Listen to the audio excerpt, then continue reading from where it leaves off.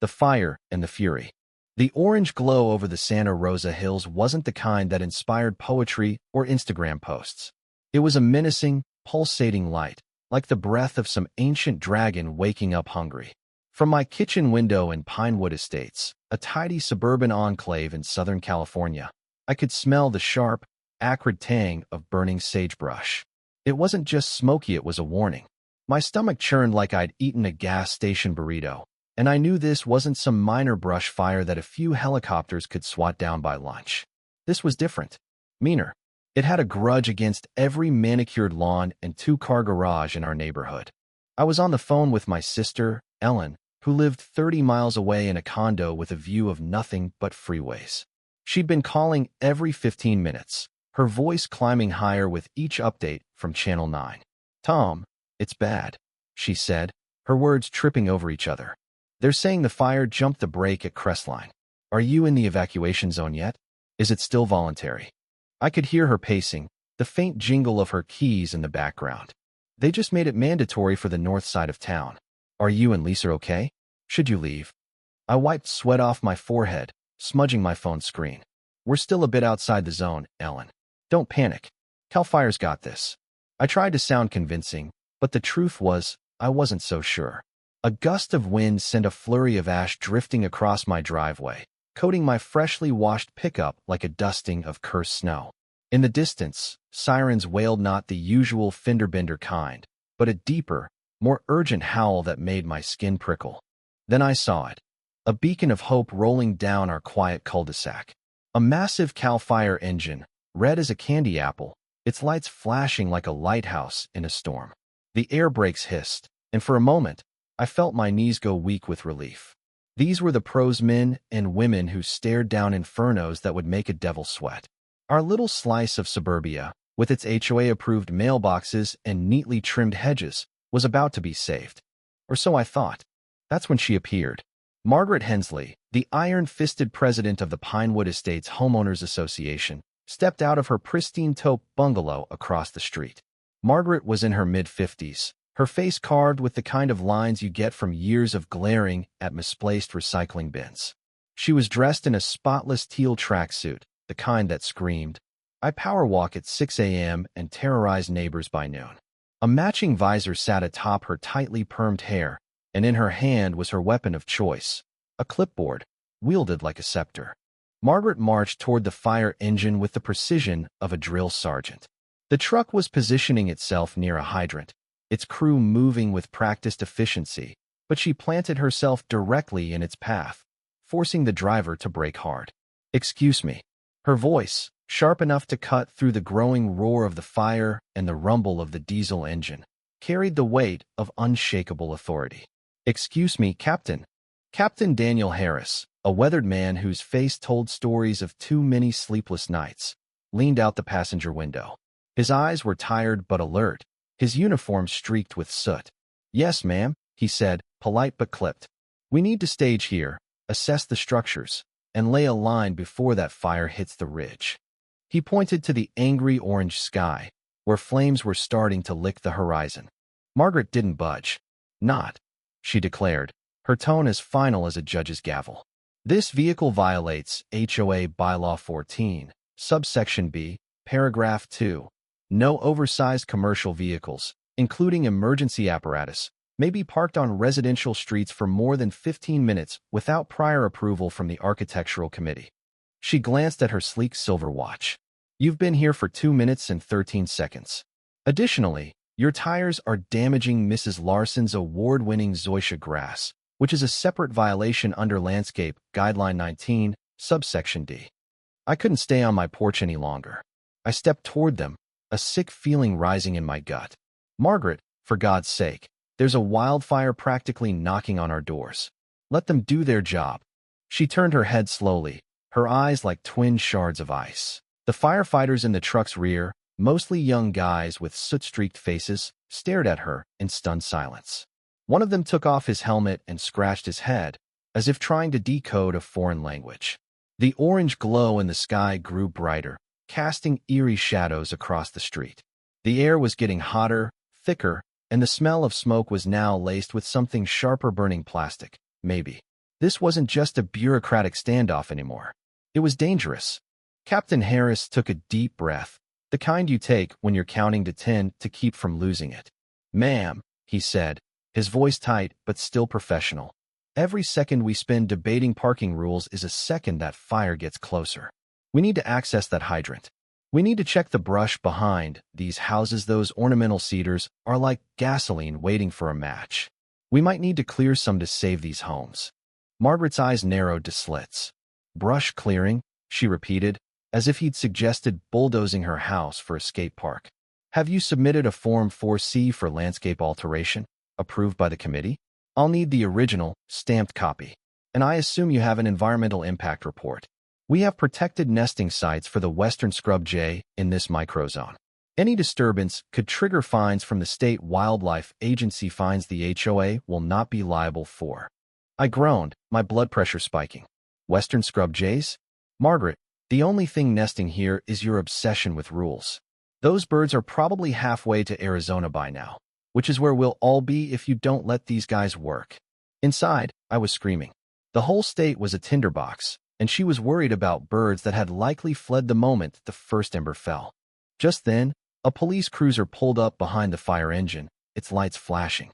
Officer James Carter, a rookie who looked like he'd rather be anywhere else, stepped out, followed by Officer Robert Malone, a grizzled veteran with a mustache that could star in its own western.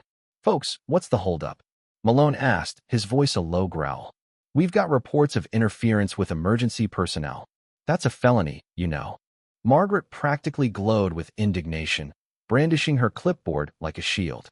"Officers, thank goodness you're here. This fire crew is blatantly ignoring posted community guidelines. Their vehicle is leaking fluid, a potential hazmat violation, I might add, and they're threatening unauthorized tree removal, endangering Mrs. Larson's prize-winning azaleas." Captain Harris pinched the bridge of his nose, leaving a smudge of ash. "She won't let us move the truck, officers. She won't let us use the hydrant. She's threatening lawsuits if we touch a single shrub. And that fire," he pointed to the ridge, now a rolling wall of red flame, "is about 10 minutes from cresting and spotting into these canyons." My heart sank. 10 minutes? In fire terms, that was a heartbeat. "She's going to get us all burned to a crisp over a rule about grass." I shouted, louder than I meant to. Officer Carter, looking overwhelmed, turned to Margaret. "Ma'am, this is a state of emergency. Under California Penal Code and the governor's executive order, state law overrides local ordinances and HOA rules to protect lives and property." Margaret puffed up like a viper. "Young man," she said, her voice dripping with disdain, "I have our esteemed HOA attorney, Mr. Lawrence Tate of Tate, Turner, and Voss, on speed dial. He's an expert at prosecuting municipal overreach. Are you prepared to be named in a multi-million-dollar lawsuit for property damage, environmental violations, and the emotional distress caused by ignoring our community covenants?" Malone sighed a deep, world-weary sound that said he'd dealt with 100 Margarets in his career. He glanced at the fire, then at her, then back at the fire. The firefighters were growing visibly anxious, pulling out maps and talking in hushed, urgent tones. Their engine, their lifeline, was stuck, held hostage by one woman's clipboard. The wind shifted, and a shower of embers rained down, one sizzling on my arm, leaving a small, stinging burn. Another landed on Margaret's tracksuit, leaving a black mark she brushed off without a second thought. She was now citing decibel limits for diesel engines, waving a laminated chart from her clipboard. The fire captain was on his radio, his voice tight, probably begging for air support that was already spread thin across the county. This was it. We were out of time. The embers falling on Pinewood Estates weren't just sparks, they were a countdown. Each one that hissed out on the asphalt or scorched a neighbor's prize rosebush was a reminder that the fire cresting the Santa Rosa Hills was closing in. The air was thick now, not just with smoke, but with the kind of heat that made your skin feel like it was shrinking. Margaret Hensley, undeterred, stood like a teal-clad statue in front of the CAL FIRE engine, her clipboard raised as if it could ward off the apocalypse. She was mid-lecture about the fire truck's reflective tape not meeting HOA luminosity standards, despite it being 3 in the afternoon, when I felt something snap inside me. This wasn't just absurd anymore. It was deadly. The firefighters, their faces tight with frustration, were losing precious minutes. Officer Robert Malone was trying to reason with Margaret in a low, placating tone, but her voice sliced through as like a knife through butter. "Officer, I trust you're aware of the noise abatement policy for heavy vehicles during daylight hours," she said, flipping to a new page on her clipboard. "This engine exceeds the permissible decibel threshold by at least 12%. I glanced at the ridge. The flames were no longer a distant glow, they were a rolling, roaring wall, spitting embers the size of golf balls into the canyons below. My neighbor, Mrs. Larson, peeked out from behind her curtains, her face pale. Kids down the street, who'd been riding bikes an hour ago, were nowhere to be seen. The cul-de-sac, usually alive with the hum of sprinklers and garage doors, was eerily still, except for the crackle of the approaching fire and Margaret's relentless monologue. That's when it hit me. Not a plan, not yet, but a wild, reckless idea, like a match flaring in the dark. Water. A lot of water. Delivered fast, hard, and right where it was needed most.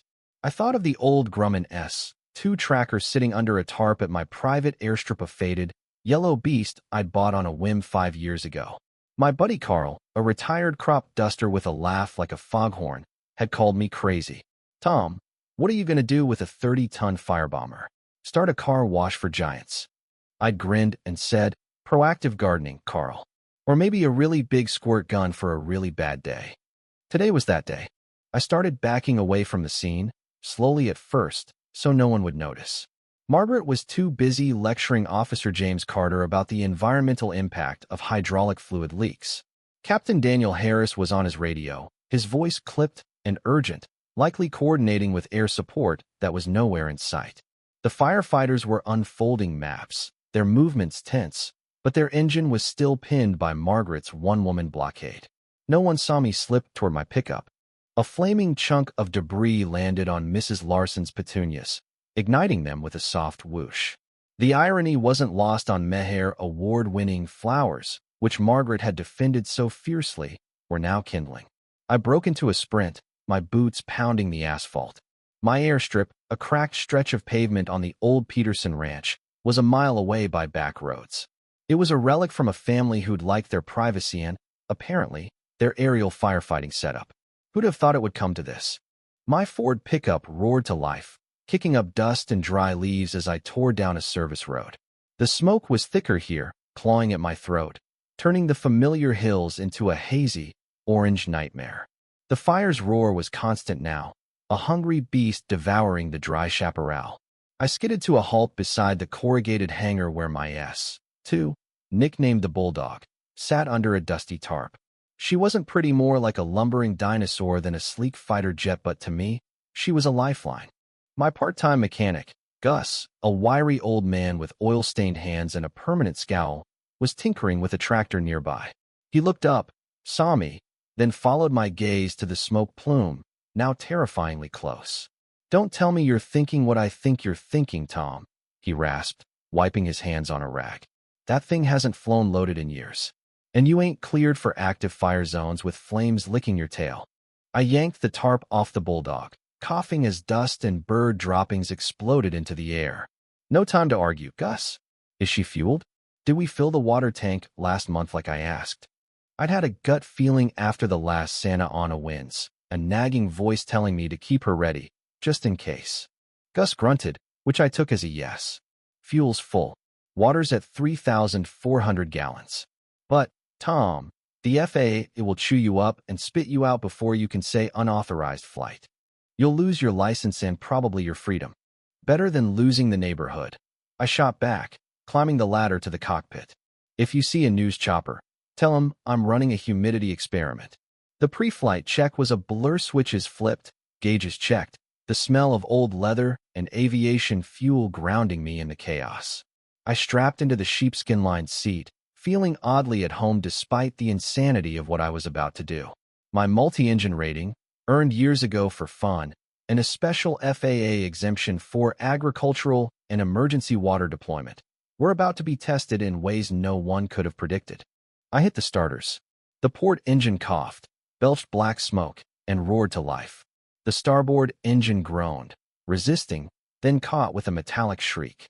The bulldog shook like a beast waking from a long sleep, her twin radial engines thundering. I jammed on my headset, the crackle of static a small comfort. "Okay, Gus," I shouted, giving a shaky thumbs up. "Clear the deck unless you want to hitch a ride." I switched to the local uncontrolled traffic frequency, my voice sounding higher than I'd like. "Uncontrolled airspace. This is experimental aircraft November 88 Tango Lima. Call sign Aqua Tom. Taking runway for immediate departure near the Pinewood fire. Urgent operations in progress." Aqua Tom. It sounded heroic, not like I'd just made it up while staring at a flickering oil gauge.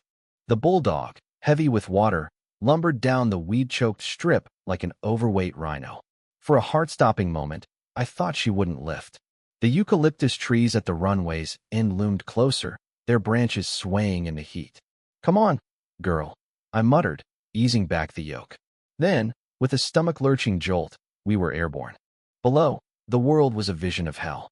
The fire was a living monster, a river of red and orange tearing through the hills, spitting embers onto the rooftops of Pinewood Estates.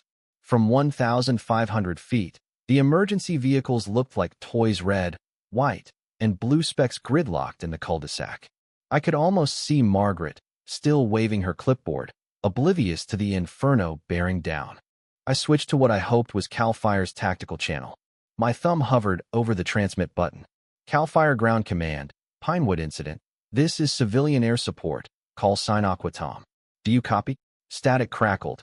Then Captain Harris's voice cut through, sharp and incredulous. "Identify yourself, civilian aircraft. You're in restricted airspace.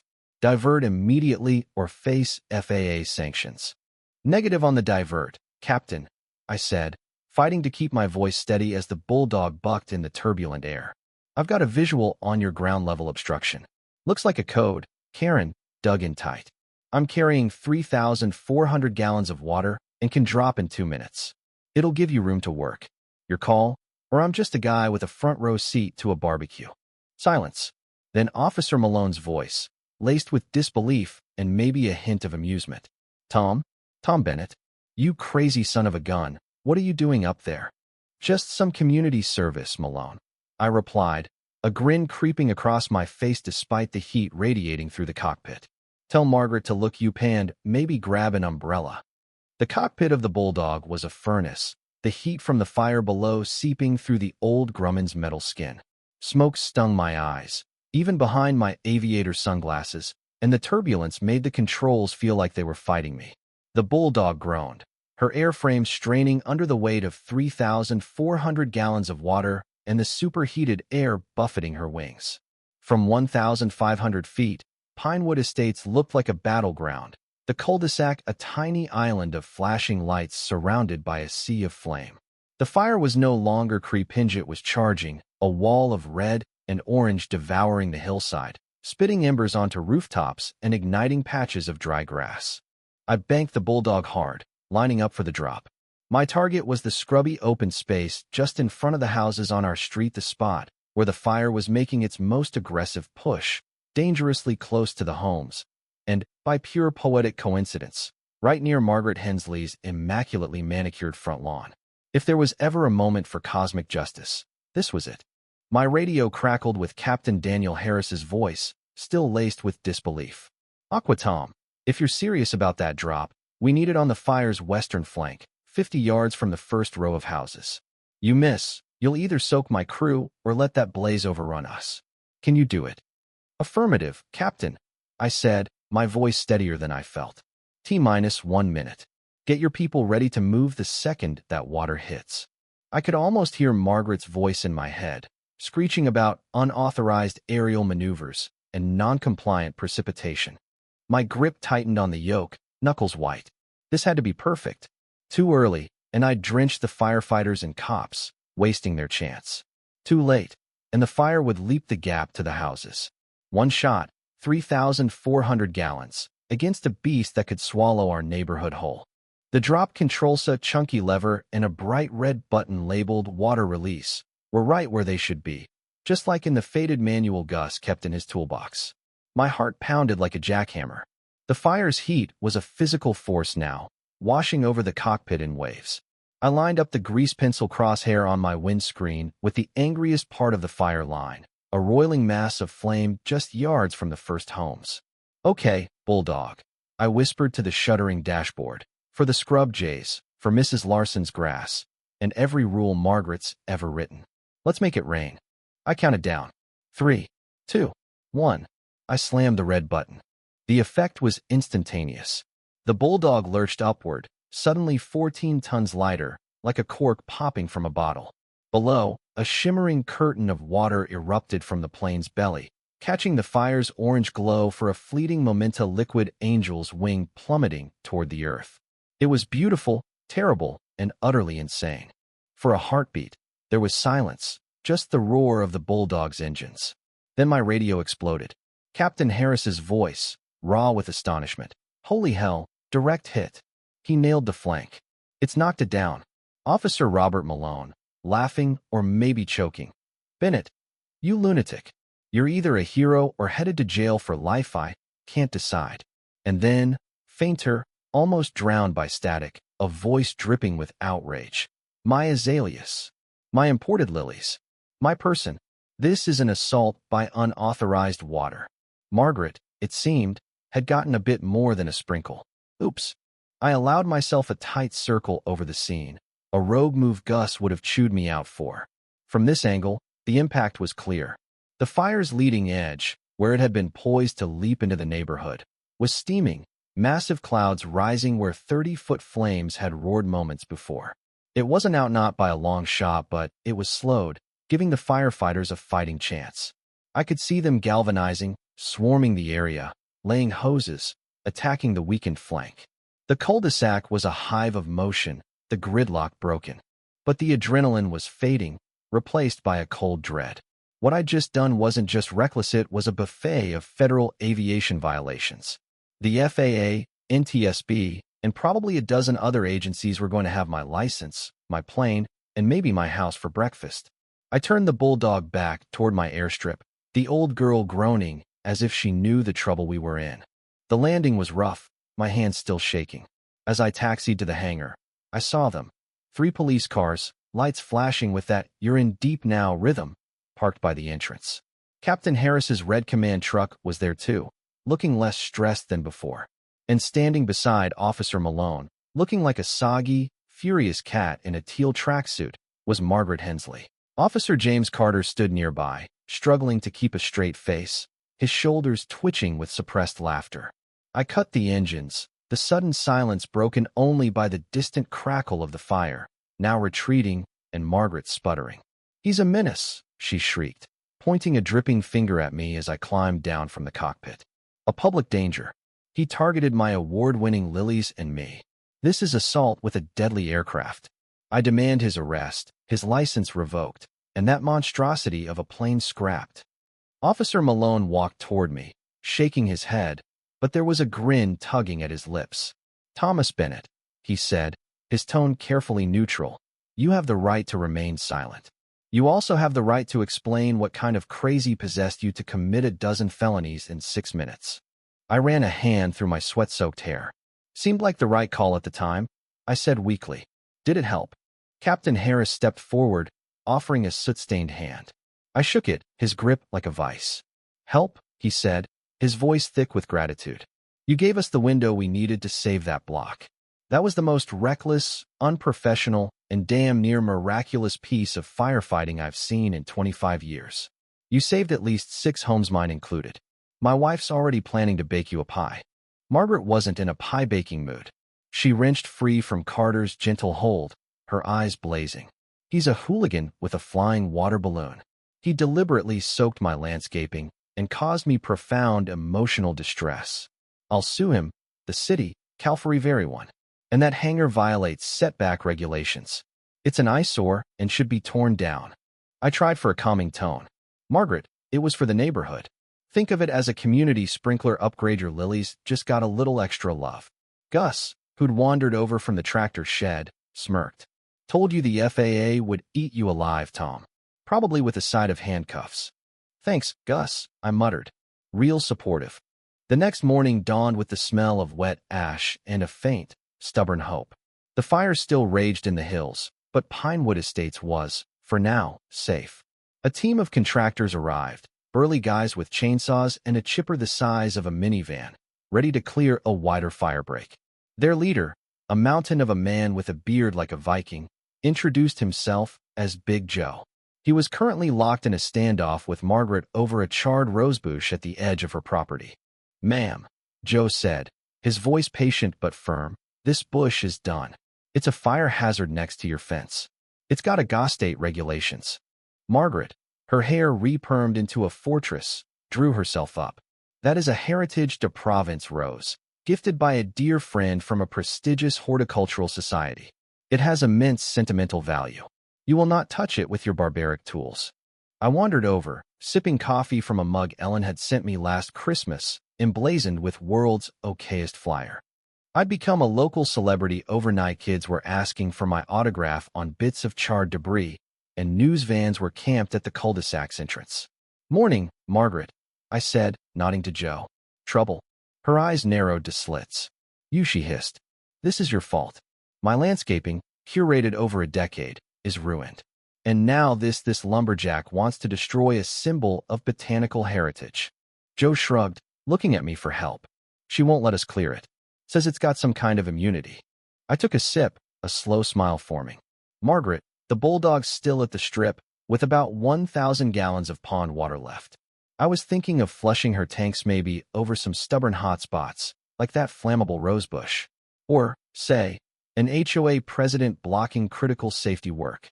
Margaret froze, her eyes darting to the bulldog's distant yellow hulk, then to Joe's gleaming chainsaw. She swallowed hard. "Perhaps," she said, her voice suddenly softer. "The rosebush has served its purpose. Proceed, Mr. Joe." Joe grinned, revving his chainsaw. The contractors got to work, and I realized my crazy stunt had given me unexpected leverage. The sun rose over Pinewood Estates, painting the blackened Santa Rosa hills with a soft gold that almost hid the scars of the fire. The air still carried the faint sting of smoke, but the immediate threat to our cul-de-sac had retreated.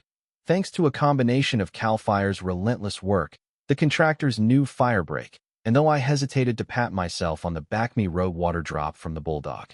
The neighborhood buzzed with a strange mix of relief and tension. News vans lingered like vultures, hoping for another soundbite, while kids rode bikes again, weaving around piles of ash and debris. I was the talk of the town, my Aqua Tom stunt already the stuff of local legend. But legends, I was learning, came with consequences. I was sipping coffee on my porch, still clutching my World's Okayest Flyer mug, when the first certified letter arrived. The return address read, Federal Aviation Administration. My stomach dropped. Gus had warned me, and he wasn't wrong. The letter was a sternly worded masterpiece, packed with phrases like flagrant violation of federal aviation regulations, unauthorized operation in a temporary flight restriction zone, and reckless endangerment of persons and property. They weren't just threatening to suspend my pilot's license, they were practically planning to frame it as a cautionary tale for future rule breakers. More letters followed, from the National Transportation Safety Board and even the County Environmental Office, citing potential water contamination from my unsanctioned aerial discharge. For a few days, it looked like I was headed for a legal bonfire hotter than the one I'd helped douse. My sister Ellen called hourly, oscillating between pride and panic. "Tom, you're a hero, but what if they lock you up?" Lisa's already stressed about the mortgage. My wife, Lisa, was more pragmatic, sorting through the letters with a highlighter and a frown. "We'll fight this," she said, "but you owe me for every gray hair this stunt's given me." Then the tide began to turn. The media, hungry for a feel-good story amid the fire's devastation, latched onto the full tale, not just my wild flight, but the prelude, Margaret Hensley's clipboard-wielding blockade of the CAL FIRE crew. Someone, probably Mrs. Larson's grandson, who'd been filming everything on his phone, leaked a video of Margaret's tirade, complete with her rant about Western scrub jays and reflective tape luminosity. It went viral, racking up millions of views under headlines like HOA Tyrant Soaked by Hero Pilot. The clip of Margaret, drenched and shrieking about her azaleas, became a meme, with captions like, "When your HOA fees fund pettiness, not progress." Captain Daniel Harris gave a glowing interview on Channel 9, his soot-streaked face earnest as he described my drop. Unorthodox? Sure. Illegal? Probably. But Tom Bennett's actions saved half a dozen homes, including mine. That water gave us the break we needed to regroup and protect Pinewood Estates. I've seen a lot in my career, but that was heroic. The mayor, smelling a PR win in an election year, gave a speech at a press conference, praising the can-do spirit of ordinary citizens in extraordinary times. Suddenly, I wasn't just a reckless pilot, I was a symbol. The neighborhood rallied around me. A GoFundMe page, dubbed Aqua Tom's Mercy Mission, popped up, raising enough to cover the FAA's hefty fine in days. Neighbors I'd barely spoken to dropped off casseroles and thank-you notes.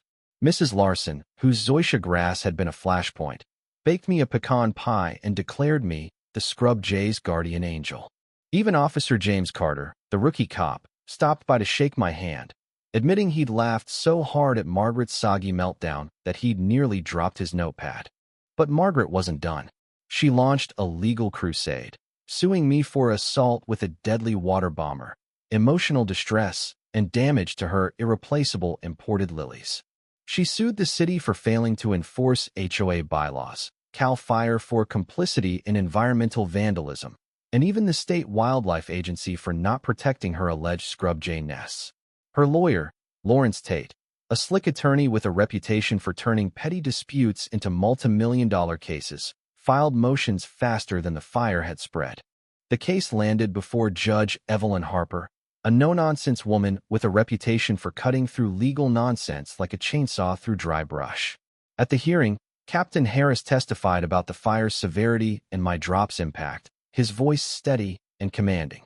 The viral video played on a courtroom screen, drawing stifled chuckles from the gallery as Margaret's waterlogged outrage filled the room. Judge Harper adjusted her glasses, her expression unreadable, then fixed Margaret with a stare. "Ms. Hensley," she said, "I suggest investing in a sturdy umbrella and perhaps a perspective course. Your landscaping, while no doubt lovely, does not supersede the safety of an entire community." The case was dismissed with what the bailiff later described as extreme prejudice and a suppressed grin. Margaret left the courtroom, her teal tracksuit as crisp as ever, but her aura of invincibility cracked. The neighborhood, fed up with years of her bureaucratic tyranny, took action. A petition, signed by 97% of Pinewood Estates residents minus a couple on a cruise in the Bahamas, forced an emergency HOA meeting. The minutes, leaked to the community Facebook group, were a masterpiece of pent-up frustration. Margaret was ousted as president unanimously, replaced by Mrs. Larson, who promised less clipboard, more common sense. To mark the occasion, the HOA board, in a rare burst of whimsy, installed a small plaque near the community pool, right beside the faded "No Diving" sign. It read, "In August 2025, courage took flight and doused the flames of bureaucracy. Thank you, Aqua Tom. The Scrub Jays salute you." I drove by it one morning, chuckled, and wondered if the Jays had sent a thank-you note. Life in Pinewood Estates began to settle. Though the hills remained scarred, their blackened slopes a reminder of how close we'd come to losing everything. Tiny green shoots were already pushing through the ash, a testament to nature's stubbornness. Mrs. Larson reported that the western scrub jays had returned, possibly to complain about their briefly soggy nests, but at least they had nests to return to. The kids, now treating me like a minor celebrity, waved whenever I took the bulldog out for her monthly engine run, now strictly regulated, pre-approved, and buried in paperwork to keep the FAA happy. One afternoon, young Billy Larson, Mrs. Larson's grandson, caught me at the airstrip. "Mr. Bennett, are you going to water the bad guys again if they come back?" he asked, clutching a singed piece of debris he'd kept as a souvenir. I adjusted my cap and winked. "Only if they're standing under a very big, very coincidental puddle, Billy. And only if it's pre-approved by the FAA, the mayor, and probably the Scrub Jays." The FAA's final ruling came a week later. My license was restricted: no unscheduled, uncoordinated, or unrequested aerial water drops over populated areas, unless facing imminent immolation and preferably with written divine instruction. Fair enough. The fine was paid, the letters stopped, and the bulldog returned to her dusty tarp, her moment of glory fading into memory. But Margaret wasn't ready to fade. She doubled down, launching a campaign to restore order to Pinewood Estates. She printed flyers, accusing me of vigilante hydrology and demanding a special election to reinstate her as HOA president. She even tried to organize a landscape restoration fundraiser, though only 3 people showed up, and one was just there for the free coffee. Her influence was waning, but her defiance was a spark that could still ignite trouble. I was starting to think the worst was over when I got a call from Officer Robert Malone. "Tom, we've got a situation," he said, his voice grim. "Margaret's at the community center, rallying a small group of her loyalists. She's claiming the HOA's new leadership is illegitimate and threatening to block the contractors from finishing the firebreak. She's got a new lawyer and a stack of injunctions." I groaned, rubbing my temples. "Let me guess, citing Bylaw 12, subsection F, about unauthorized tree trimming?" Malone chuckled, but it was strained. "Close. She's on about historical landscaping integrity. The contractors are stalled, and with the fire still active in the hills, we can send Big Joe's team to keep that perimeter clear. Can you talk her down?" I glanced out my window at the bulldog, her yellow nose just visible in the distance. "I'll do what I can, Malone. But if she pushes me, I might need to borrow a hose." The community center at Pinewood Estates was usually a sleepy place, hosting book clubs and the occasional yoga class. But that evening, it was a battlefield. Margaret Hensley stood at the front of the meeting room, her teal tracksuit swapped for a crisp blazer, her perm restored to its helmet-like glory. A dozen of her loyalists, mostly retirees who'd never forgiven the HOA for approving solar panels, sat in folding chairs, nodding as she waved a stack of legal documents. "This so-called leadership," she declared, her voice sharp enough to cut glass, "is a sham. Mrs. Larson and her ilk have trampled our covenants, and that vigilante, Thomas Bennett, has turned our community into a lawless water park." I stood at the back, arms crossed, feeling the weight of every eye in the room. Officer Robert Malone had warned me, but seeing Margaret in action was like watching a spark land in dry grass. She was rallying her troops to block Big Joe's contractors from finishing the firebreak, claiming their work violated historical landscaping integrity and would desecrate the aesthetic soul of Pinewood Estates. With the fires still smoldering in the hills, her stunt wasn't just petty, it was reckless. The contractors needed to clear the remaining ladder fuels before the next Santa Ana winds could reignite the threat. Mrs. Larson, now HOA president, sat at a table near the front, her face calm but firm. "Margaret," she said, "the firebreak is mandated by the state. We've lost enough. Let's not risk more homes over a few singed shrubs." Margaret's eyes flashed. "You'd sacrifice our heritage for expediency? I have injunctions from Mr. Tate, ready to halt this deforestation. And I demand a special election to restore proper governance." Her loyalists murmured approval, one clutching a flyer titled "Save Our Azaleas." I'd had enough. I stepped forward, clearing my throat. "Margaret, you're fighting a war that's already over. The fire didn't care about your bylaws, and neither did the people who lost their garages or nearly their lives. Big Joe's team is keeping us safe. Let them work." The room went quiet. Margaret turned, her gaze like a laser. "You," she hissed, "are the architect of this chaos. Your illegal stunt soaked my property, humiliated me, and emboldened this rebellion against order. You're no Herreria menace." A few of her supporters nodded, but others shifted uncomfortably. I saw Mrs. Larson's grandson, Billy, in the back, holding a charred piece of debris like a trophy. He gave me a thumbs up, and I drew a deep breath. "Margaret, I didn't aim for your lilies. I aimed for the fire that was about to burn us all. If that makes me a menace, so be it. But ask yourself, would you rather have your azaleas or your house?" A murmur rippled through the room. One of Margaret's loyalists, an older man named Ed, raised a hand. "He's got a point, Margaret. My shed's gone, but my family's safe. Maybe we let the contractors finish." Margaret's face reddened. "You're siding with him? After he assaulted our community with that flying bathtub?" But the tide was turning. More heads nodded, and Mrs. Larson seized the moment. "Let's vote," she said. "All in favor of allowing the contractors to complete the firebreak, raise your hands." Hands shot up, nearly everyone, except Margaret's and a few diehards. She stood frozen, her documents trembling in her grip. "This is a travesty," she whispered, then stormed out, her blazer flapping like a flag of defeat. The contractors finished the firebreak the next day, their chainsaws roaring through the last of the flammable brush. Big Joe clapped me on the shoulder. "You softened her up, Aqua Tom. That rosebush trick was gold." I laughed, but the victory felt bittersweet. Margaret's crusade had exposed a fault line in Pinewood Estates between those who clung to rules and those who valued survival. It was a tension I knew wouldn't vanish with one vote. Weeks later, the fire was fully contained, leaving the hills a patchwork of black and green. Pinewood Estates healed slowly. The news vans left, chasing the next disaster, but the plaque by the pool remained, a quiet nod to Aqua Tom, and the day common sense took flight. My pilot's license survived, though the FAA's restrictions meant the Bulldog was grounded for anything but pre-approved maintenance runs. Gus kept her in shape, grumbling about my hero complex, but polishing her nose with a little extra care. Margaret didn't disappear.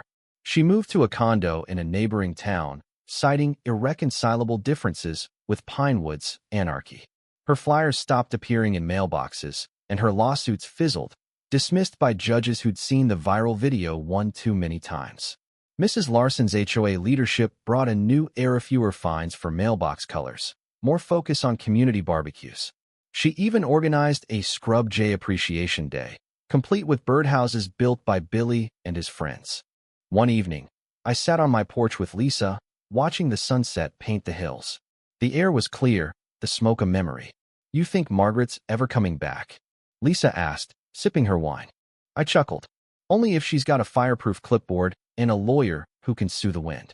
But I don't think she'll find many takers here anymore." Lisa smiled. "You changed things, Tom. Not just with the water drop, but by showing people they don't have to bow to every rule. Sometimes you just have to act." She was right. Pinewood Estates wasn't perfect. Neighbors still bickered over fence heights and dog leashes, but the fire had burned away something deeper than brush. It had exposed the fragility of blind obedience, the cost of letting petty power games trump human lives. I'd broken rules, sure, but I'd done it to save what mattered. And in the end, the neighborhood had chosen heart over bureaucracy. As the stars emerged, I thought about Billy, waving from the airstrip, asking if I'd water the bad guys again. I told him it would take a big puddle and a lot of luck. But deep down, I knew. If the bad guys came back, whether flames or tyrant side, be ready. Not with the Bulldog, maybe, but with whatever it took to protect my home, my people, and the stubborn, messy, beautiful thing we called community. The story of Aqua Tom became Pinewood's campfire tale, told at barbecues and block parties, growing a little taller with each retelling. But for me, it wasn't about glory. It was about a moment when the world was burning, and I chose to make it rain.